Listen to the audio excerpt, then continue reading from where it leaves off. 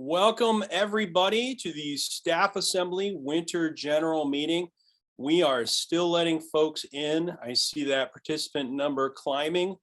We're going to give it about 2 minutes because we do have a very packed agenda. So thanks everyone for coming. Oh, I see Victor Perry in the chat. Victor, celebrating 15 years at today's meeting. Congratulations, Victor. Oh, Johnny Lamb. Thank you everyone for joining us. We know some of you are back on campus, some of you are remote. It's great to see you in this virtual setting.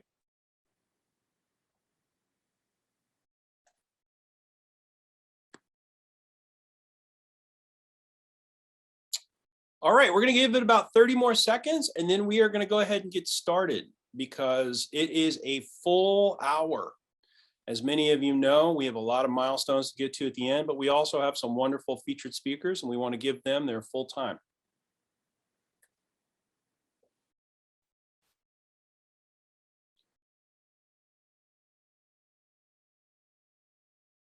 Hi, everybody in chat. It's good to see your names. I miss your in-person faces.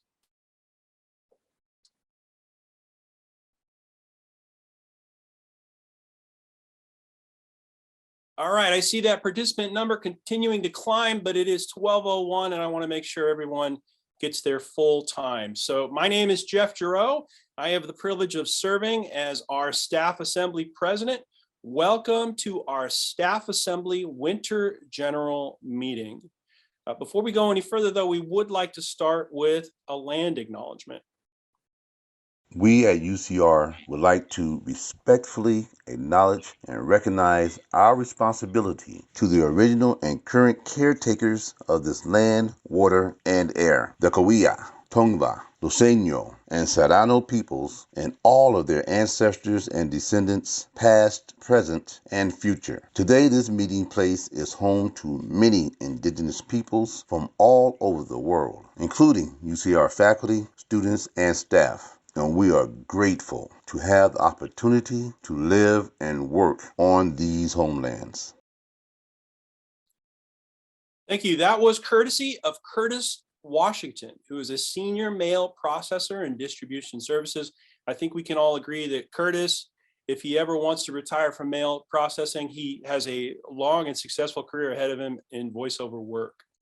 And with that, I would like to I want to introduce our first speaker. Our first speaker, we're very happy and privileged to have her with us, is Elizabeth Watkins. She serves as the Provost and Executive Vice Chancellor at UC Riverside, and she has done so since May 1st, 2021. As Provost and Executive Vice Chancellor, she's the Chief Academic and Operating Officer for the campus, providing leadership to the entire academic enterprise, managing day-to-day operations of the university, overseeing resource allocation, and serving as a member of the campus leadership team.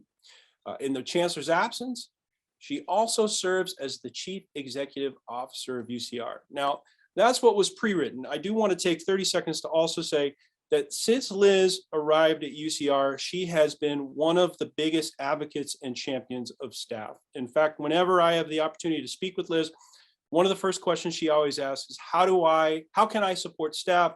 How can I use my role as provost to do so? When one of the first things Liz did is she added a staff representative to the campus finance committee that determines all of the budgeting for the university. As president of Staff Assembly, I sit on that committee now. Agam will sit on it next year. But we are so thankful to have Liz with us. So please put your virtual hands together and welcome Liz Watkins. Thank you, Jeff. That is a very warm welcome, and I'm very appreciative of it. I'm also very appreciative of all that the staff do. I'm looking at this, there are 141 participants. This is a big webinar. I really appreciate you all taking the time out from your lunch hours or for whatever else you're doing during the day to come and attend this meeting. I could wax on and on about how great the staff are at UCR.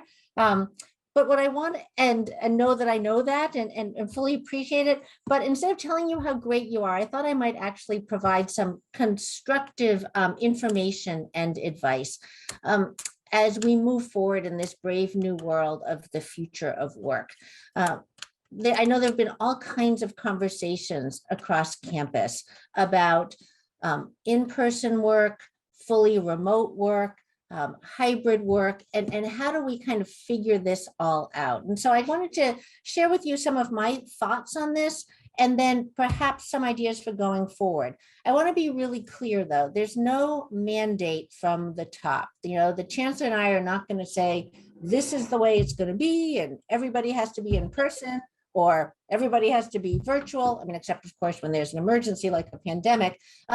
This is highly situational, highly dependent on the work that people do, who they work with, which will determine where that work can get done. So what I can say is we're not going back to everyone being in person. That ship sailed. I will tell you that that ship sailed a long time ago at a lot of other businesses and other campuses. Many of you know that I came from UCSF, and we had a fair amount of hybrid work arrangements across that campus as well. We were really constrained for space. If you think the commuting is bad around Riverside, you should see it in the Bay Area. So a lot of people didn't want to make that hour-and-a-half drive. And so we were beginning to accommodate that before the pandemic. So in that sense, I think that the pandemic really accelerated and catalyzed this conversation at UC Riverside. So we are not going backwards. We're going to have a variety of work arrangements where people do their work in lots of different places. And that's going to be determined at the unit level. So what does that mean? What I think it means is we need to do some experiments. Here's what we know. We know how we can all work in person, because that's what we did before the pandemic. And we all know how to work under an emergency situation, which was the last almost 2 years, although it seems like we're coming out of that, right? The campus opened up in September. We've had lots of people on campus working.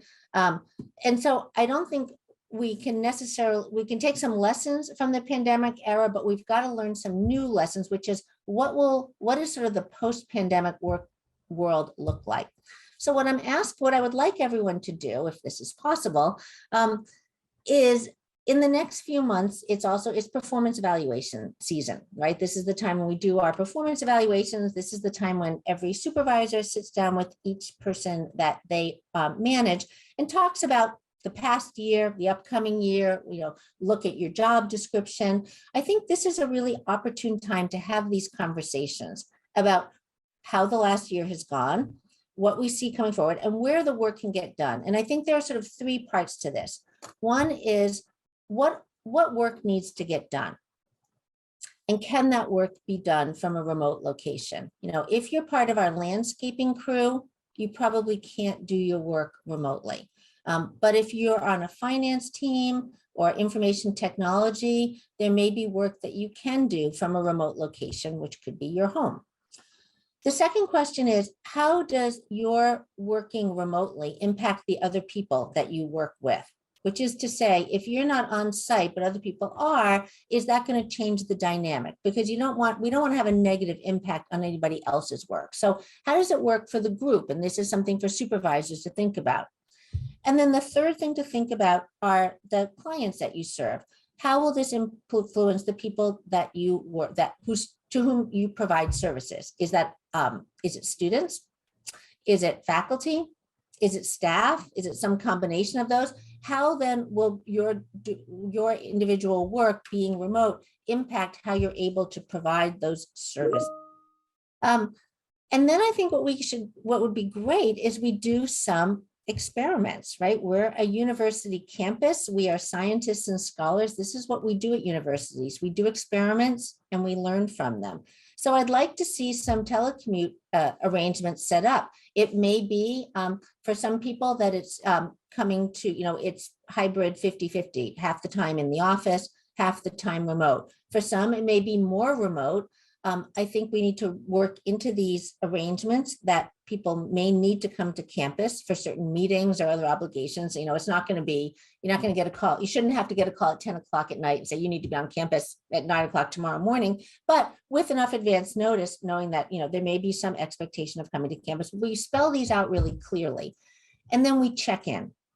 So if we get these, if we can sort of use the spring to think about some new arrangements and agreements that we can write up to start, say, with the new fiscal year, July 1st, then we do a check-in after 3 months and again at 6 months. And if it's working out, great, we keep going. If it's not working out, then we can make arrangements to think about a return to more, and I assume the arrangements might be one way or the other, but probably more toward in-person work. But if it's not working out for whatever reason, for the individual, for the group, for the clients being served, we could then think about, sort of after a period of months, at the end of a year, the experiment would be over and we might go to a different mode of work.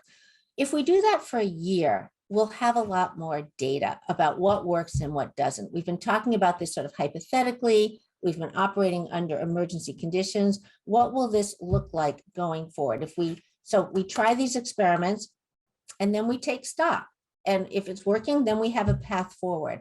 I think what this will also allow us to do is once we have the data from a year's worth of these, prescribed arrangements where it's very clear, both staff people and the people they report to have very clear written expectations so that there's not a lot of confusion. We can move forward. And then what we'll learn is how much space we need. UCR is becoming increasingly space constrained. But if it's true that people can work successfully remotely, then we can think about rearranging the spaces that we have on campus to better accommodate the people who do come and work in the office. So that's sort of my sort of, view from 30,000 feet. I know that the devil is in the details. I want to make a special point to those of you who are supervisors and managers. Thank you for your flexibility and your creativity and thinking about how we can accommodate our staff. It's my goal that UCR be considered one of the best places to work. And one of those, I think, is meeting staff where they are, making sure that they have the tools and resources to do the work that they need to do in an environment that is conducive to doing that work. And so part of that is our willingness to experiment and to take risks and to try something new, and also to acknowledge that if something's not working, that we need to change it. So if we do this over, say, the next 15 months, I think that we'll be in a much better place to sort of understand how we organize our offices moving forward. So how's that sound to everybody? It's weird when I'm sitting here talking to my computer. I really wish we were in a room so I could see your faces, but I'm going to trust that Jeff will maybe open this up for some Q&A.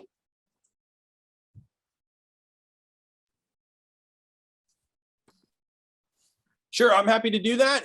Folks, do you have any questions for Provost Watkins about what she has said about flexible work, the future of work, about any of the trial and testing that Liz spoke about?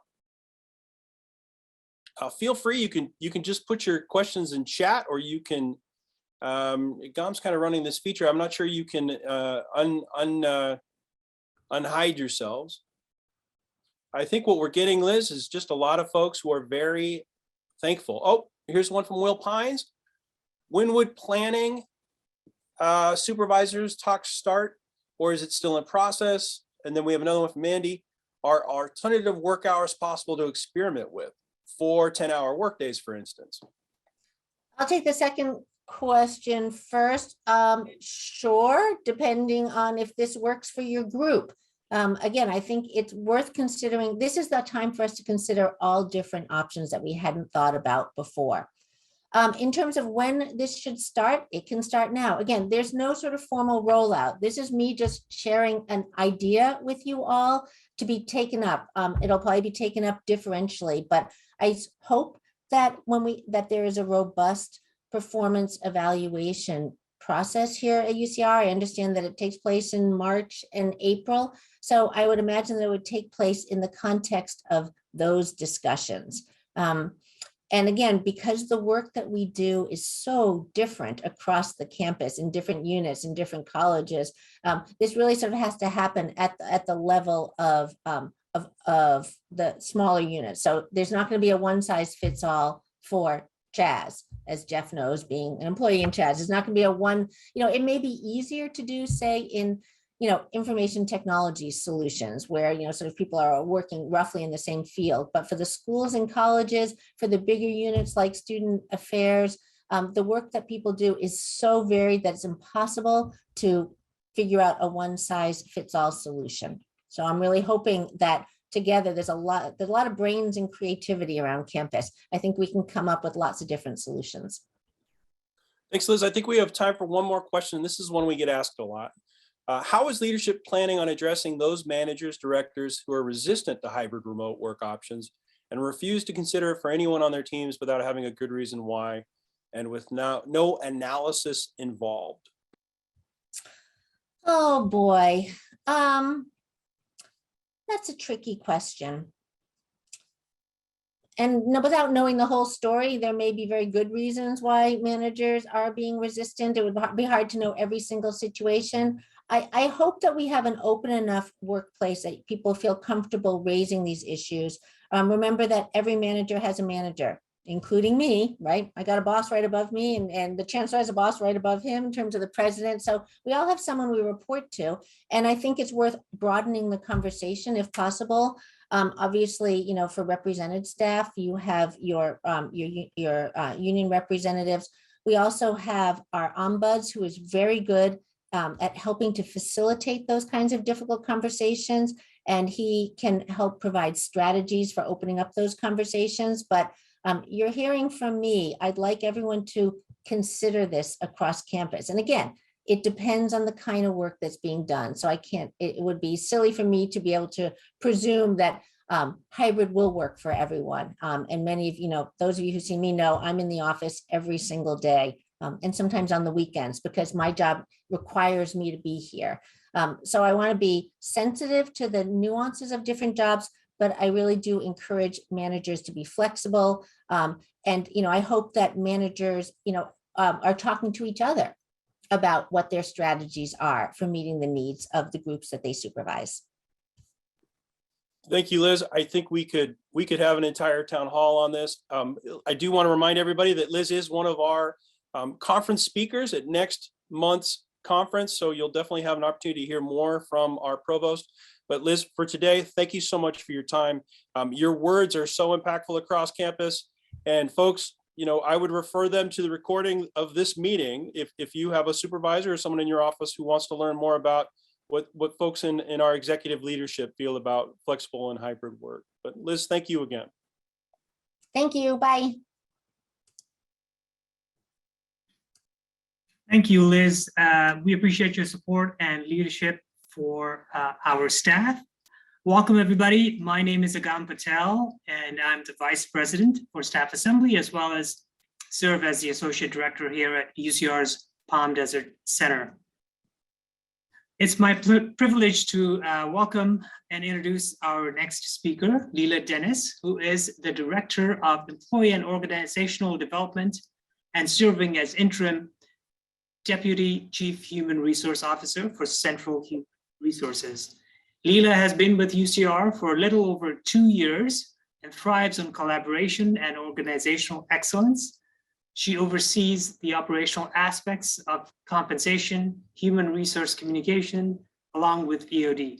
And she will be giving all of you an update on the expanded staff services that her office has built out with the HERF funding. Take it away, Lela. Thank you, Agam, and hello, everyone. I really am appreciative of the opportunity to join you, and so appreciative for Provost Watkins speaking about the hybrid work situation and the future of work and knowing where we're going as an institution. What I'd like to share with you today regarding the HERF funding and what EOD has done with those funds to date. And first, we were able to receive a total of $381,000 for HERF funding to work on not only hybrid work situations, but really to develop our professional development opportunities. We are in the process of hiring a instructional designer, which was part of where the funding was going. So an instructional designer 3 to support us in developing additional leadership programs outside of currently what we have now, as well as an HR partner certificate program. And the reason that we want to develop these leadership development programs and the certificate program is to build that skill building, level setting, those opportunities and those skills across those particular audiences. So we have about 5 to 6 applicants in queue that we will be interviewing or screening to get that position filled. There was also funding for a learning and development consultant. As many of you may know, Alexandra Rollins is the newest member of our EOD team, and we were able to secure funding to keep her position with EOD. Since we have secured that funding, Alex has been an instrumental player in developing different types of hybrid work classes that I would encourage all of you to attend. Some of those classes that she's developed just for hybrid work: team dynamics, managing in the modern workplace, managing the people side of change, time management, and as it relates to a hybrid situation, working successfully in the modern workplace. All of the things that Provost Watkins talked about, the tools and resources, these are some of those tools and resources that you can take advantage of. How to have those conversations with your manager, especially the ones that may be under the generation of a baby boomer and not really understanding that millennials or Gen Zs can work in a successfully hybrid or remote situation. So please take advantage of those courses. Also, Shauna has taken advantage of facilitating leading at the speed of trust. So we encouraging managers as well as yourself to take those courses through Franklin Covey to build that trust relationship. So please keep that in mind. We also received funding for our UCR staff conference that is happening next month. So please be sure to attend that. We have some phenomenal guest speakers there, as well as a lot of gifts and prizes that you will be able to take advantage of. So there was funding of $25,000 shared for that. Additional funding was to put in place materials so that when we hire our instructional designer, there's funding for that instructional designer as well as the EOD team to utilize different types of vendors for professional development training materials. So we haven't quite delved into that piece of the funding yet because we're waiting to have our instructional designer on board to see where that funding can best be spent. The other piece of funding that we have was the HR certifications, or with our EOD certifications, because one of the things that I wanted to make sure that was taking place is that my employees were able to have the appropriate certifications needed to deliver services and to fulfill their different service level agreements. So Shauna has been certified in DISC, which is an assessment of communication. Alex has been certified in change management through ProSci, and Marilyn Parker is receiving her instructional designer certification through UC Irvine. So the funding for those certifications are being put to use and have been put to use. So that is just where we are with her funding, and we have a little bit to go, especially when we get that instructional designer on board to finish utilizing those fundings. We have involved our university extension folks so that when that instructional designer begins to develop those leadership programs, there could be opportunities to have some of those courses come from the university extension classes. So stay tuned for more. And if you have any questions, Jeff, if there's time for one or two, I'm happy to address them. Thanks, Lela. We don't have time for questions today, but feel free, if anyone's on the call, you can send those to either Lela's email address, or you can send it to staffassembly@ucr.edu, and we'll be happy to follow up with you. But Lela, thanks again for your time. My pleasure. Thank you And- all. Take care. And for everything that you're Oh, doing yes. for us. You're doing Oh. just a wonderful job. Lela's also wearing 2 hats. She's also the interim deputy chief human resources officer. So she's doing quite a bit right now. Yes, it's been exciting and fun, a great learning experience for me, and I'm very appreciative to have that opportunity. And with that being said, I will go ahead and popcorn it over to Erica Leone. Hello, everyone, and thank you so much, Lela. It's so great to hear from you. So I'm so excited to be here for all of you guys. I'm Erica Leone. I'm the Director of Professional Development for Staff Assembly. And in my day job, I'm also the HR business partner for the College of Humanities, Arts, and Social Sciences. So I have the privilege this morning of introducing our next speaker, Jacqueline Leslie. Jacqueline is our Wellness Program Specialist and UC Healthy Campus Co-Chair. She does amazing work. She brings so much innovation and so much energy to this role. So just wanted to take the time to introduce, and with that, I'll pass it over to Jacqueline. Thank you, everyone, and good afternoon. Thank you, Staff Assembly, for letting me share a couple minutes of today's agenda. The Faculty and Staff Wellness Program is so excited to be partnering with Staff Assembly for our March Wellness events. Perfect. And then first up, we're really excited, back by popular demand. We are pleased to welcome you Mission Possible 7 Resilience Edition. If creating new healthy habits that contribute to your mental health seems impossible, Mission Possible 7 is here to help. So become a secret agent of health and wellness during this 8-week Team Wellness Challenge. Your mission, should you choose to accept it, is to participate in a team of 4 to complete confidential missions. Each week, your wellness commanders will send you a video transmission of that week's mission, including briefings on how to successfully accomplish each one. Your assignments will focus on incorporating healthy habits that build a healthy and resilient mind. It can be done on your own or with your team members. The more missions you complete, the better. We're really excited to announce that with our partnership, each participant will receive a gratitude journal to document and complete the weekly challenges. So go out, find your team of 4. We can choose for you, but register now by scanning the QR code on the screen. We will be having a kickoff event Tuesday, March 22nd from 12:15 to 12:45. More details to come, but the challenge will run from March 27th to May 21st. And then next up, Pound Fit. We are asking you to channel your inner rock star with this full body cardio jam session inspired by energizing and sweat dripping fun of playing the drums. This is designed for all fitness levels. The workout is easily modified, and the alternative vibe and welcoming philosophy appeals to rock stars of all ages. We are offering 3 30-minute classes that will be held outdoors. We are bringing in a Pound Pro, so be ready to rock out. The first 16 participants for each class will borrow rip sticks provided by the instructor. If you have your own, feel free to bring those. Make sure to subscribe to our listserv and visit the Wellness and Staff Assembly events page, because the date on Pound Fit is to be determined.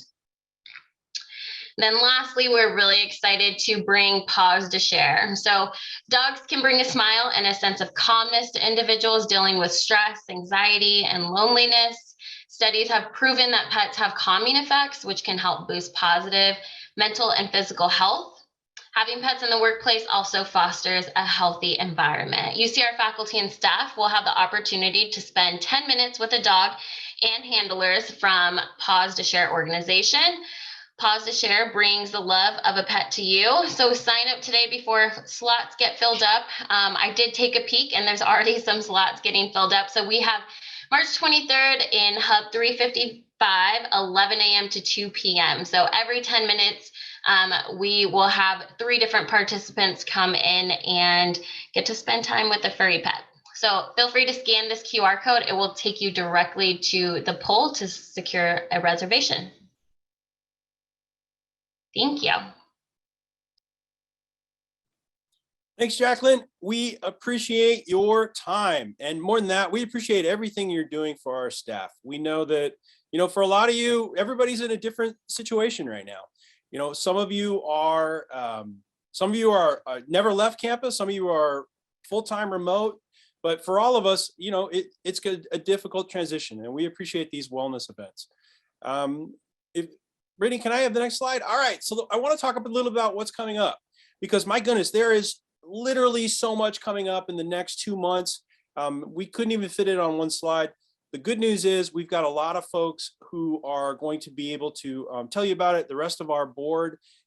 Brittany, I hate to go out of order, but where's the slide of our entire board? I just want to give some mad props to what's going on. There we go.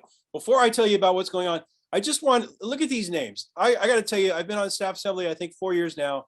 And the best part about being on staff assembly is getting to work with folks who are passionate about staff, who are willing to not only do their day jobs and do them very well. These are some of our most high performing folks on campus, but take on additional unpaid responsibilities in support of staff. So you're going to have the opportunity to hear from several of them later in today's presentation, but just a moment to say thank you. These are some of I have just an immeasurable amount of admiration for all of these folks. All right, Brittany, I promise this is the last time I'll go off script. So what's coming up? Well, one of the first things coming up is the staff engagement survey. We're going to have a town hall virtual March 8th. The link will be put into chat, but I encourage you to go. We had about over 500 UCR staff members polled or surveyed last year, and we have those results. We want to share them with you. We're going to break them down a bit by ethnicity, by gender, by years of service, by role on campus, but it really touches on a lot of the things that you were just asking the provost, remote work, communication, path to advancement, professional development.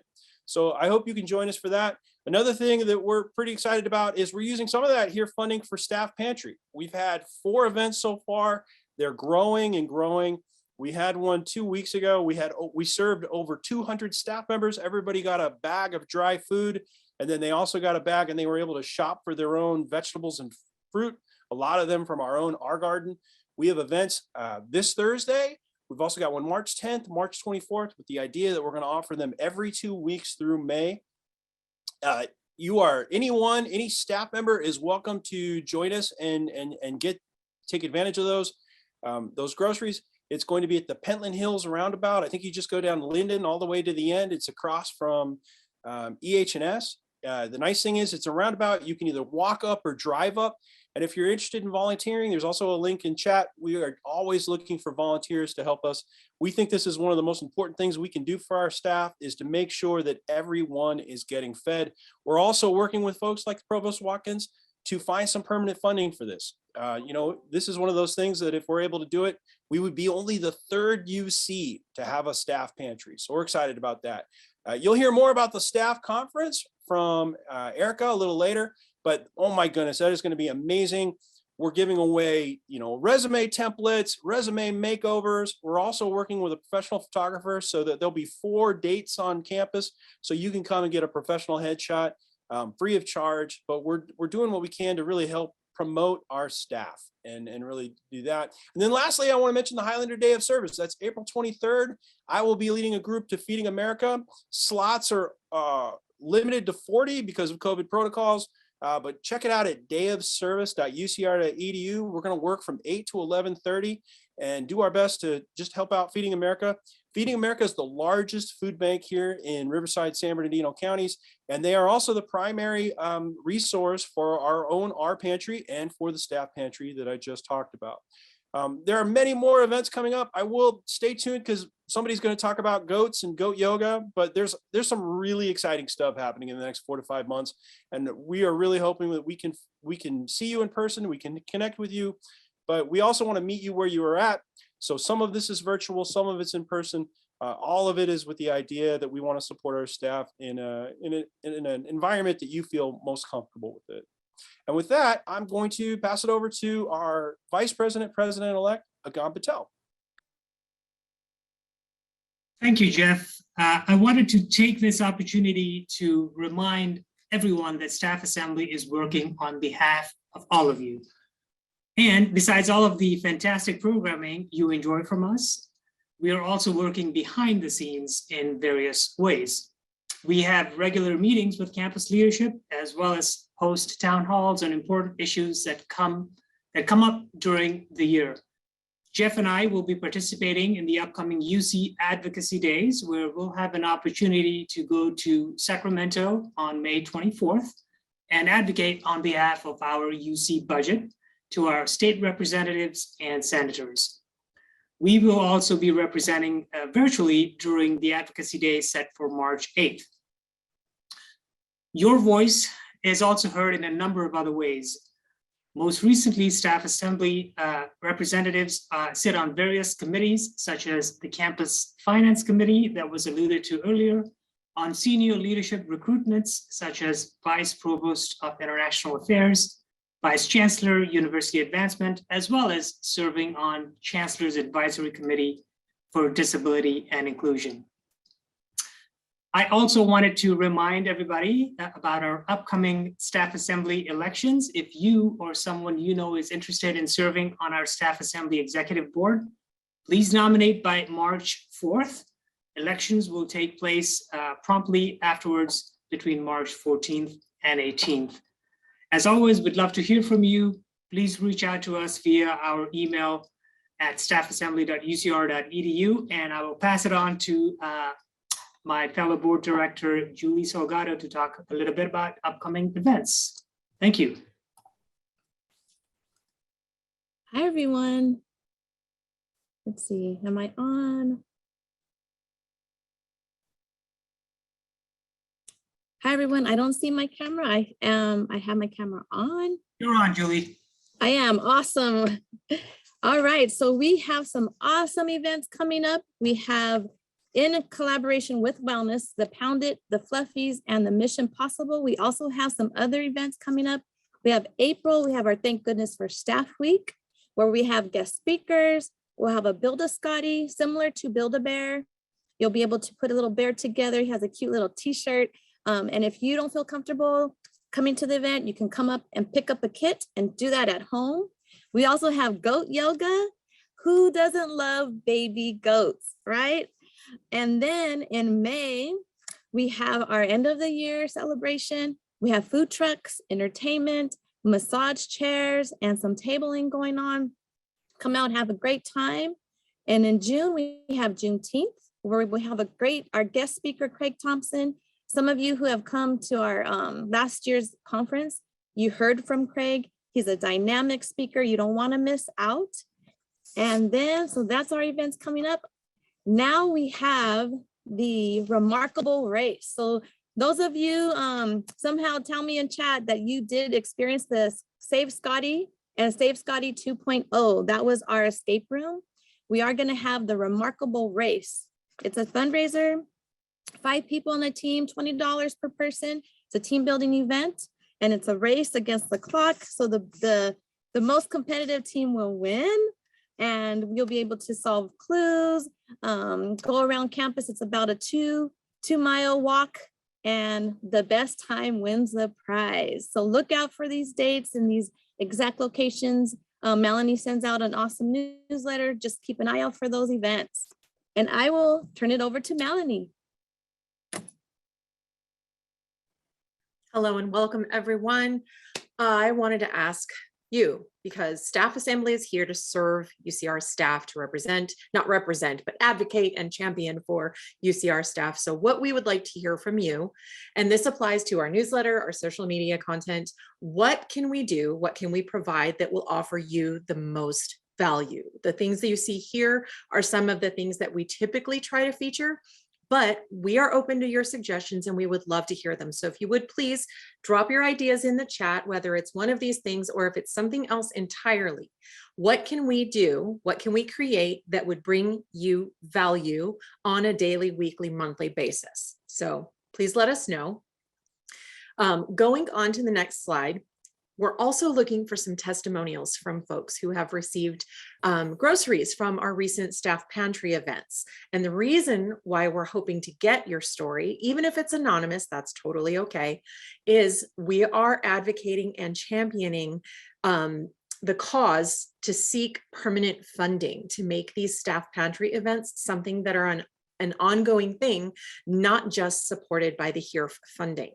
So if you have a story to share, whether you'd like to share it with your name and picture attached, or whether you'd like to share it completely anonymously, please email us at staffassembly.ucr.edu and let us know. We'll put something together. You'll get to see it before it goes live, but we would love to fold that into our ongoing marketing and our, fighting the cause for ongoing staff pantry events. We can go on to the next slide. Let's go ahead and bring up, I believe I am introducing the next person. Oh, actually, no, sorry. Before we do that, we wanted to share a little bit about the growth of our channels. And thank you for those of you who are following us on social media or subscribing to our newsletter. The blue is last year, the yellow is this year. So we've seen steady growth across all of the channels, slow but steady wins the race. So if you're not already following us, please join us, because social media is meant to be a dialogue and we want to hear from you. So pick your platform, whether it's Instagram, Facebook, LinkedIn, Twitter, or YouTube. Hop on the bandwagon, get connected with us so that we can talk back and forth with you about what is meaningful to you as a person who's an employee here at UCR, along with the rest of us.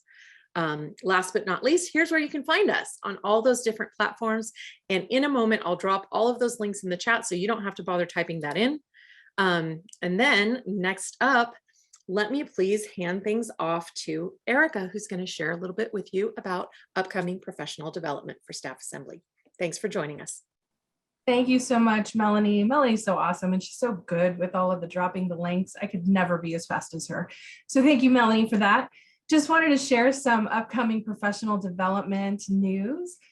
First off, winter staff scholarships are open. So if you are interested in applying for a staff scholarship, we give those scholarships away for professional development and degree attainment, and scholarships are up to $250.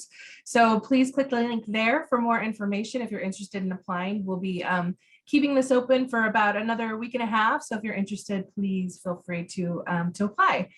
And then next, the big topic of the hour, the Spring Staff Professional Development Conference. So we are super excited to bring this to you guys. This is going to be over 2 days, March 22nd and 23rd, which is right around the corner. It's flying by. It's going to be an amazing event. It will take place via Zoom. And we have 3 tracks that we'll be focusing on: workplace culture, leadership, and personal branding. So there's going to be a lot of great topics and great sessions for you to take part in. So with that, I wanted to tell you a little bit about our keynote speakers. So a lot of you may recognize the name Shola Richards. He's spoken at a few of our previous events. He's so amazing, so inspiring. Every time I hear him talk, I just want to go and do more. And just, he's just so great to listen to. So he's going to be talking to us about how to, really take care of ourselves and continue to focus on our own professional and personal growth, especially in difficult times like this. So I think it's going to be really encouraging for all of us to hear from Shola. We're also going to have Liz Watkins, our own provost, come and speak to us about managing up, communicating up, and having that confidence when you're speaking to leadership, to your teams, and really building yourself up through professional development. So we really look forward to her as well. The full schedule is here at this link, and you can register at the link below. And Melanie, of course, is awesome. She has that link in the chat. Also, one other huge speaker that we have that's not on this slide is our special guest, Let's Eat Grandma. They are an awesome resume building and professional development company. They're actually going to be hosting 2 sessions for us, one on tips for resume building and job search, all that good stuff, and another on professional development. So it's going to be a wonderful event. And also we're going to have some free giveaways that will go along with the Let's Eat Grandma presentation, and some access to some great tools for our staff that will be open for a while for you guys to build your resumes and cover letters, all that good stuff. So some amazing tools at your fingertips will be coming very soon. If you want more information or sign up to get updates on the staff conference, here's our cool QR code. So please feel free to sign up for updates there. And then I think last but not least, I do need volunteers for this event. We all do. So if you guys are interested in either hosting a session to introduce our speaker, or being in the background even to just help with letting guests in and managing the chat, we need you. So if you are excited about these events and you'd like to participate, please email me directly, erica.leone@ucr.edu. I'm looking forward to hearing from all of you. And again, I hope to see all of you at these conferences. You'll be able to sign up for whatever sessions you'd like, and it should be a great time. So with that, I believe that's it. I will pass it over to Bree. Thank you so much, Erica. That was such great information. I'm looking forward to all those things. Hi, everyone. I'm Brianna Morales, the Staff Assembly Director of Involvement and Recognition. For those of you who are not familiar with the award program that I lead, it is called the Get Recognized Award Peer Program. And this program, it recognizes all the dedication and incredible work that all the UCR staff are doing by accepting monthly nominations from their peers and or supervisors. The recognition committee and I review the submissions each month, and we select 2 winners. And so it is our honor to do so each month. And the winner will receive a campus-wide recognition during a special awards ceremony that I lead each month, which is usually the last Thursday of each month, with a few exceptions. With that being said, I want to take this opportunity to encourage all of you to submit a nomination for all the standout individuals and peers that you work with. It doesn't technically, you don't have to work with them every day, but just go ahead and highlight all the wonderful things that they're doing. Although not everyone can win, receiving that recognition can make such a positive and uplifting experience for each of the staff members. So I want to encourage you to submit one, even though they may not win. For the February 2022 nomination submission deadline, it is this upcoming Monday, February 28th, and the time deadline of that is 11:59 at night. So if you want to spend the night submitting a nomination, go ahead and do so. I believe we do have a link for you to go ahead and submit that form. I can include that after this. And for January Get Recognized Award winners, it is my honor to announce Darren Tilley. He is from ITS department, and then also Alexander Rollins from the HR department. So we'll be celebrating them tomorrow in the official Get Recognized ceremony at 12 o'clock. I will also provide the Zoom, and the ceremony will begin at 12:05. So I hope to see you all there. And with that, I will go ahead and pass it over to the co-directors of fundraising, Jules Bernstein and Leslie Martinez. Hello. I would like to use my time to speak for Leslie and for Staff Assembly to make a plug for joining us with Society 54 membership. If you aren't familiar with Society 54, I believe it's $5 a month commitment for a year, and that gets you to membership and support Staff Assembly with the really important work that we do. All kinds of professional development, wellness, and social events like you just heard about, like the staff pantry, the March 22nd staff conference, which will feature resume makeovers and headshots, like Mission Possible 7 and Pound Fit and Pause to Share. And also happy to announce that there will be a special tour of the Citrus Variety Collection with curator Tracy Kahn. And that's on April 5th at noon. And that will be for the first 20 people that email me. We'll get the opportunity to tour the CVC with Tracy. And all that's possible when you join Society 54. And that link to that is the staffassembly.ucr.edu/giving site. So please help us out. We also wanted to let you know that the Community Partner Fair, which we were hoping to hold in person in the spring, is postponed until September 14th. But we hope to do it outdoors in the fall at that time. And that's pretty much it. Day of Giving was great, but we know we had 25 donors, made nearly $1,100, and that was wonderful. But I'm certain that there are more people on staff who could join us and support all these great efforts that you've been hearing about. So if you're able to join us, please do. Thanks so much. And now we will turn it over to Brittany.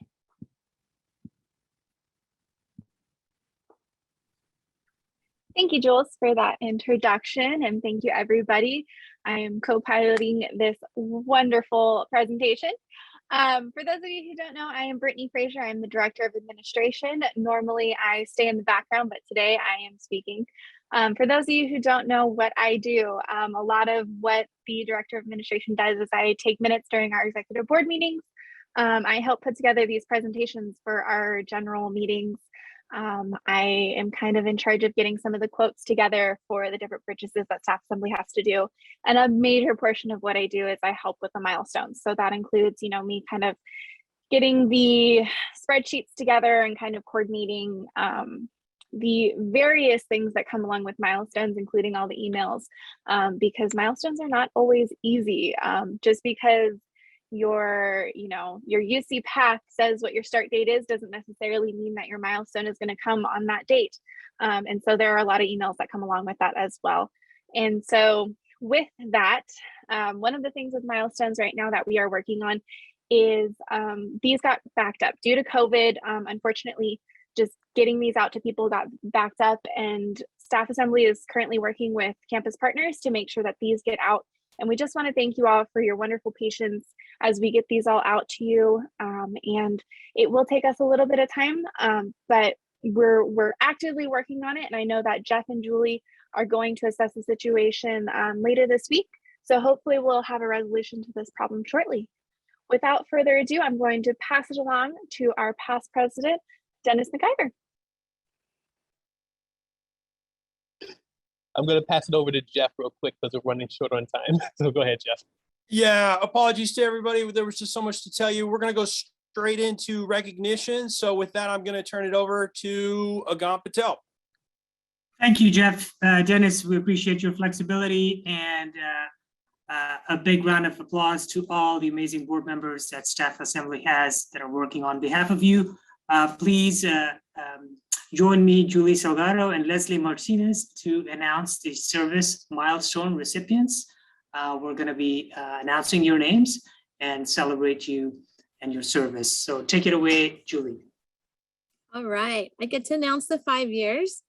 Our staff that are receiving their 5 years. Mariana Acosta, Janice Augustine, Dominica Albatri, Andrew Alonso, Victoria Avalos, Linda Babich, Richard Bain,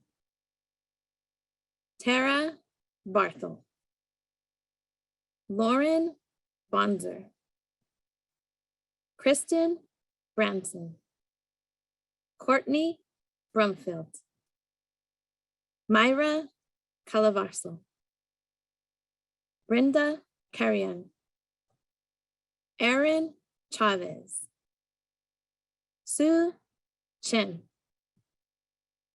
Andre Crawford II, Adelaida Diaz, Thomas Dixon, Junrolden Dizon, Catherine Ensign, Karen Escobedo, Chelsea Evelyn, Omar Faustino Carrion, Keith Flowers Jr., Christy Gray, Sean Halloran, Chris Henthorne, Eden Huerta de la Torre,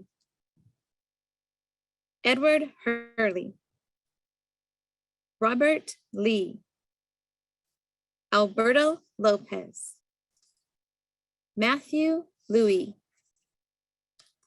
Maria Luna Rios, Lauren McGeehan, Alex Meister, Jonah Myers, Kathy Newland, Skylar Nielsen, Brendan O'Brien, Gabriela Ochoa, Mary O'Hearn, Silvana Payne, Maria Pimentel, Rachel Polito, Melanie Ramiro, Emily Rankin, Lorena Roman, Elizabeth Romero, Omar Safi, Summer Sharif, Jen Smith, Devlin Smith, Philip Stein, Rebecca Thompson, Thomas Topher, Bianca Torres, Lorraine Torres, Nicole Ray Valencia, Catherine Van Horn, Amalia Williams, and Sheng Shu. Congratulations to all our 5-year recipients. Leslie? Moving on to our 10 years. George Aguilar, Josie Ayala, Matthew Burke, Elaine Chacon, Tiffany Cross, Apolinar Cueto, Nicholas DeFilippo, Jeffrey Lagarci, Kenneth Hahn,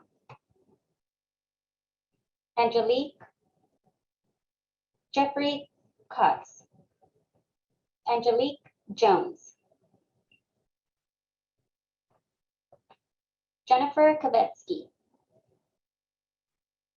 Ivan Kong, Yang Li, Mark Mancoba, Jaime Matute Maldonado, Jenny Mulari, Catherine Munoz, Alberto Ortiz, Jamal Paul, Jennifer Poliakan,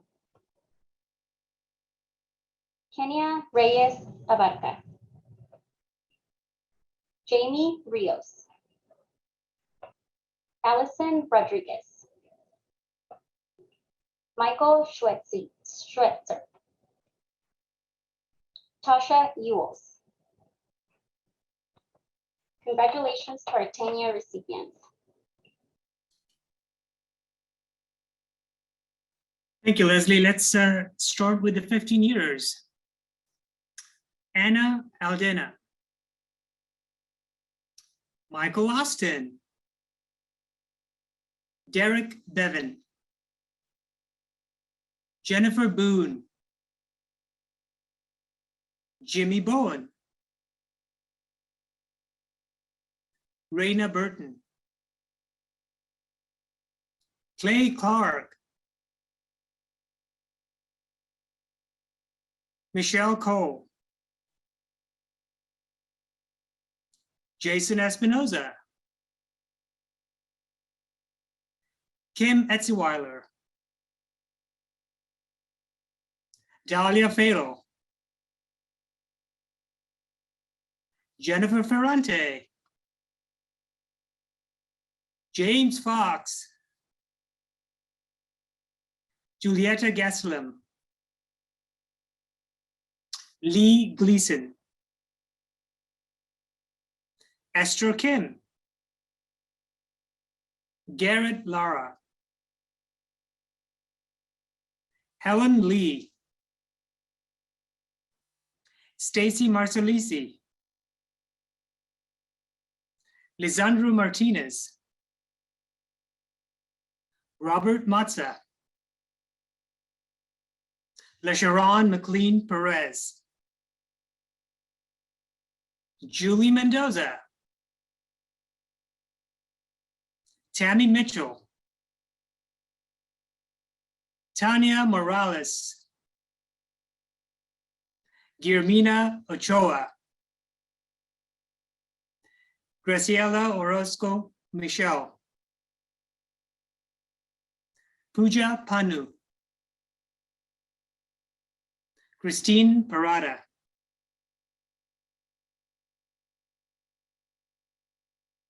Sharon Payne, Carly Perez, Victor Perry, Christy Salazar Nugent. Louise Sands. William Southwick. Margaret Stewart.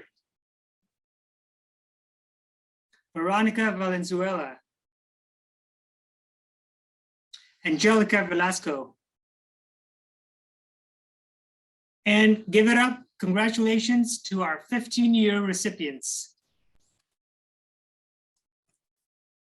And now on to our 20 years. Ruth Amrich.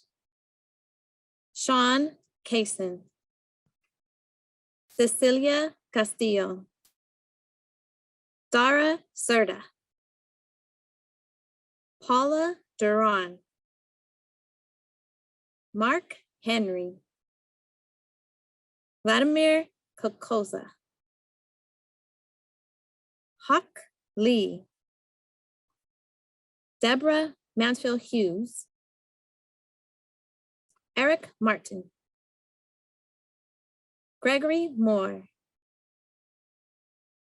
Alan Nasimian, sorry. Deborah Nava. Hongxi Chi.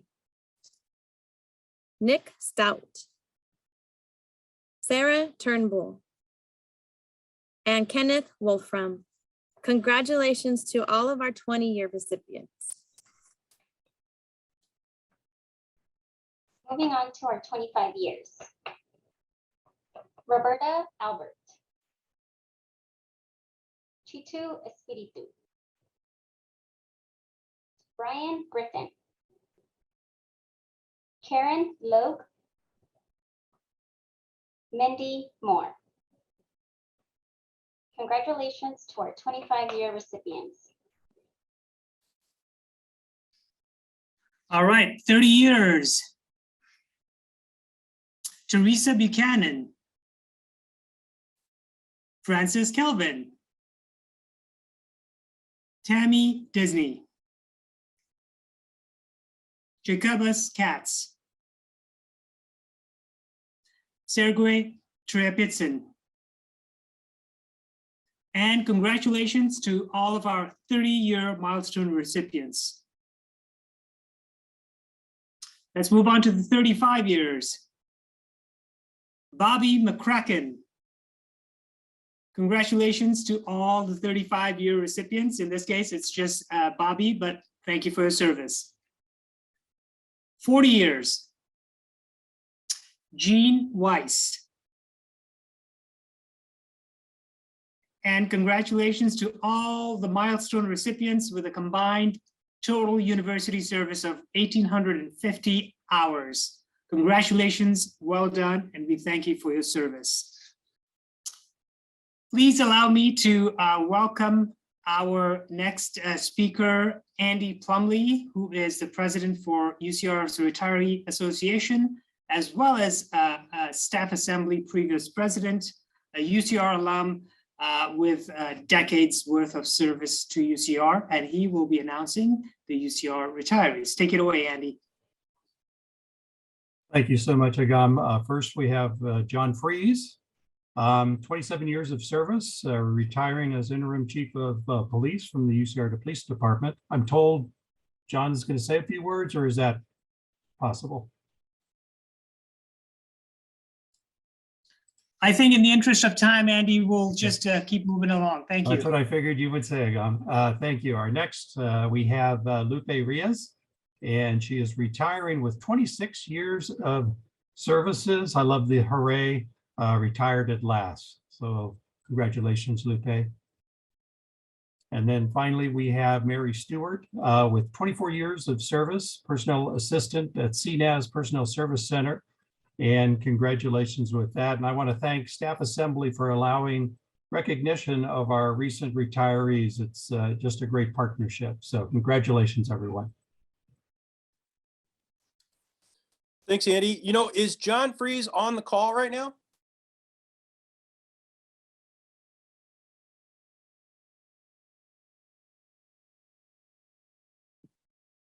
Okay, I wanted to give for those who could stick around, I did want to give John the opportunity if he wanted to speak. For everyone else, thanks for joining us. I put the things coming up. We hope we can see you again soon. But thanks again, and thanks and congratulations to all our milestone recipients. We will hopefully we'll see you again soon, either virtually or in person.